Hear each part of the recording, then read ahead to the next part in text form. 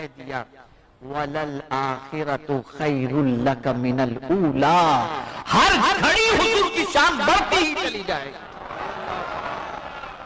پہلے سے زیادہ حضور کی عظمتوں کے ڈنکے بجتے رہیں گے۔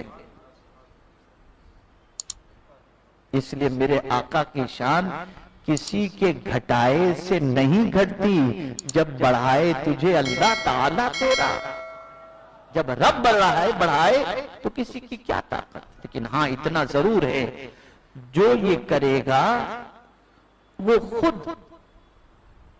اللہ کی طرف سے عذاب کے اندر گرفتار تو ہوگا، لیکن ہمیں بھی اپنی کوتاہی کے بارے میں خیال رکھنا چاہیے کہ ہم اپنے آقا صلی اللہ علیہ وسلم سے اپنے گھر والوں کا اور مسلمانوں کا تعلق کس طریقے سے مضبوط کریں۔ تو جو ایک پلان مجھے آپ کو دینا تھا، میں آج اس کا اعلان کرتا ہوں۔ آج سے آپ سب ایک معمول بنا لو کہ اپنے گھر میں ہر پیر کے روز یا ہر جمعرات کو ہی رکھیں، چونکہ شب جمعہ درود شریف کی فضیلت بیان کی گئی ہے اور یوم جمعہ کو بھی فضیلت بیان کی۔ شب جمعہ جمعرات کو مغرب کے بعد، چاہے رات 10 بجے، چاہے 11 بجے، چاہے 12 بجے، گھر کے سارے افراد، جتنے بھی جینٹس، لیڈیز، بچے جو بھی ہوں، سب وضو کر کے بیٹھیں اور جتنی اللہ توفیق دے میرے نبی پر درود پڑھتے رہو۔ یہ سلسلہ جاری کر دو، اس سلسلے کو اپنے گھروں میں رواج دو، بچیوں میں، رشتوں کے اندر، سب جگہ پر اس پیغام کو عام کرو، اس لیے کہ جب کوئی ایک بار درود پڑھتا ہے تو اس پر اللہ کی طرف سے 10 رحمتیں نازل ہوتی ہیں، اس کے 10 گناہ معاف ہوتے ہیں، اس کے 10 درجے بلند ہو جاتے ہیں۔ اے رسول اعظم صلی اللہ تعالی علیہ وسلم کے دیوانوں، اتنے درود کے عادی بن جاؤ، اتنے بن جاؤ کہ صوفی جمیل رضوی کہتے ہیں میں وہ سنی ہوں جمیل قادری کے مرنے کے بعد میرا لاشا بھی کہے گا الصلاۃ والسلام۔ کریں گے آپ اس چیز کو؟ اس کو رواج دیں، اس کو عام کریں، گھر گھر درود شریف کی محفل ہونی چاہیے۔ اور خاص طور پر اس کے ساتھ ایک اور چیز عرض کروں گا، میں نیاز کا منکر نہیں کہ نیاز کرنا گناہ ہے یا یہ ہوا، معاذ اللہ، ہم خود نیاز کرتے ہیں توشہ شریف میں، کوئی ممکن نہیں۔ لیکن ایک بات میں ضرور عرض کروں گا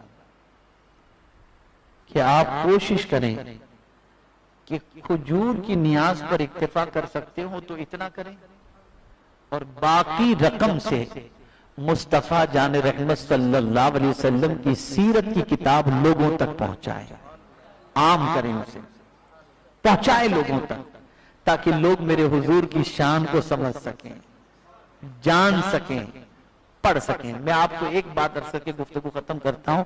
نیوزی لینڈ کی مسجد پر جب اٹیک ہوا تھا، ابھی ماضی قریب میں، اور روناہی کے پڑھے ہوئے الجامعۃ الاسلامیہ روناہی، جس کے فاؤنڈر حضور مفکر اسلام ہیں، وہاں کے پڑھے ہوئے ایک مولانا وہاں پر تھے جو شہید ہو گئے جب فائرنگ وغیرہ ہوئی، اٹیک وغیرہ ہوا تھا، تو اور کئی مسلی اس دار فانی سے دار بقا کی طرف کچھ کر گئے۔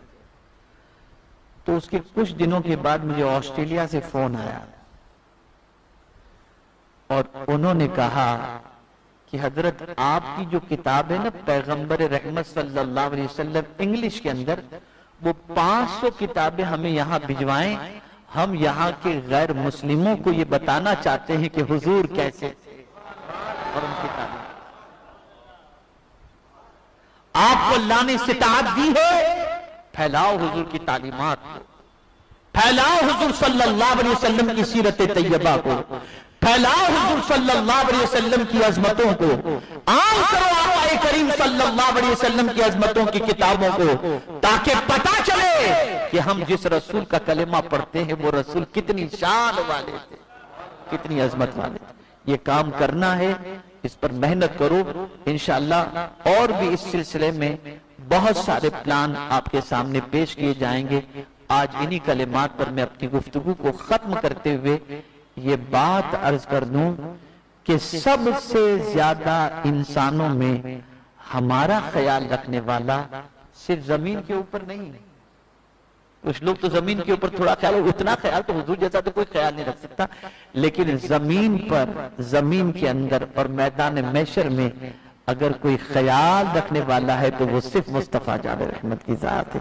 ان سے اپنے تعلق کو مضبوط کرو، ان سے اپنی الفت کو مضبوط کرو. چھوڑ دو رات گناہوں میں گزارنا، چھوڑ دو بدکرداریوں کی طرف جانا، چھوڑ دو برائیوں کے دلدل کے اندر ڈوب جانا. جب تمہاری ماں تمہیں برائیوں میں دیکھ کر بے چین ہو جاتی ہے تو مصطفیٰ جان رحمت کو کتنی تکلیف پہنچتی ہوگی. بچو، ڈرو. اللہ مجھے آپ کو سب کو توفیق نصیب فرمائے. وما علینا الا البلاغ المبین. السلام علیکم ورحمۃ اللہ تعالی وبرکاتہ.